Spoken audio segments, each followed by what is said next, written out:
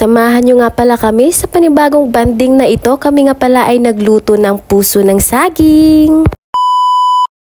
A day in my life as student na minsan masaya, minsan malungkot, pero mas lamang ang saya. Hala, sino ka dyan? At ayun na nga guys, samahan nyo nga pala kami sa bonding moment na ito guys. Luto nga pala kami ng puso ng saging, simple lang pero masaya. May rambutan din nga pala kami dito guys. At ayan, hinanda na nga pala namin yung mga dapat naming ihanda. Hala, sino ka dyan? Ayan, pinakita pa yung mukha natin. Habang nagpiprepare pa nga dyan, nagpa-video muna ako at pumunta nga pala kami dito sa office para ilagay namin yung mga dapat naming ilagay na palamigin namin. Katulad nitong hawak ko. Hala, Mountain Dew pa. Pangpasira ng kidney nyo. Pagpasensyahan nyo na nga pala ang boses ko. Medyo paos pa talaga kasi galing lang talaga tayo sa sakit. Pinasok na nga pala namin sa ref ang Mountain Dew kasi nga gusto naming lumamig para naman malamig din siya pag pumasok sa aming mga kidney. Hala, sino ka dyan? At ayan na nga pala mga bi. Nag-prepare na nga pala si Kuya Noel at nilagyan niyang napakaraming mga sili mga bi. Hala, sino ka dyan? Paano natin kakainin yan? At ito naman sa kabila, nag-prepare din si Clarence ng mga dapat niyang lutuin. Nandito na nga pala tayo sa exciting part, nilagyan na ng suka ni Kuya Noel ang ating kinilaw mga bi at ganyan niya pa nga para masarap pa daw ang ating suka at ayan nilagay niya na nga pala. Alam nyo ba mga bi, amoy pa lang ulam na talaga. Saan ka pa hanap mga bi ng masarap na ulam? Nakikita mo lang naman pala sa paligid ang pinakamasarap na ulam na ganto. Alam nyo ba mga bi, habang ginaganyan niya ni Kuya Noel, nakakatakam talaga kasi nga nakita nyo naman sobrang sarap talaga niyan. Lalo na yung pula ng mga sili na sa paligid niya, sobrang sarap. Kita nyo naman mga bi, mainggit kayo. Hala, sino ka dyan? At dito naman sa kabila, nag-prepare na nga pala kami dito ni Clarence ng aming lulutuin at nagkagulo pa nga kami kung anong style yung gagawin namin. Kasi nga yung unang style ni Clarence ay hindi ko nagustuhan kaya pinaulit ko. Hala, sino ka dyan? Bida na naman tayo nito. Huwag na kayo magtaka mga bi kung bida palagi yung mga babae. Mas magtaka kayo kung mas bida yung lalaki. Hala, sino ka dyan, di ba? Cherries! At ito na nga mga bi, hinalo-halo ko na nga pala dyan at nakangiti ako dyan. Kaya masasabi kong masarap yung niluluto namin kasi nakangiti ako. Ay, nakasino ka dyan? Cherries ulit. Pero totoo yun guys, sabi nila kapag masaya ka daw habang nagluluto, ang niluluto mo daw ay masarap din. Hala, totoo kaya yun? Pero sa totoo nga pala niyan, bi, hindi nga pala ako ang nagluto niyan, kundi si Clarence. Kung baga, ako lang yung naghalo kanina. At ayan na nga pala, naluto na nga pala yung mga niluluto natin mga bi. At okay lang yan kahit nasunog pa yung iba, at least masaya tayo. At ito na nga pala ang aming mga hinanda kanina mga bi. At ito na handa na para kumain. Sa ilang minuto nga pala na lumipas ay naluto na yung ating pinirito at nakahanda na din yung ating rambutan, pati na yung kinilaw na ginawa ni Kuya Noel. At dumating na din nga pala yung kasama namin kaya magpe-pray na kami sa mga oras na yan mga bi. Kailangan talaga na hindi natin kalimutan na mag-pray bago kumain kasi ang lahat ng pagpapala na nasa ating harapan na ating mga kinakain ay galing ito sa Panginoon. Kailangan talaga papurihan siya palagi kasi siya ang nagbibigay ng blessing sa atin.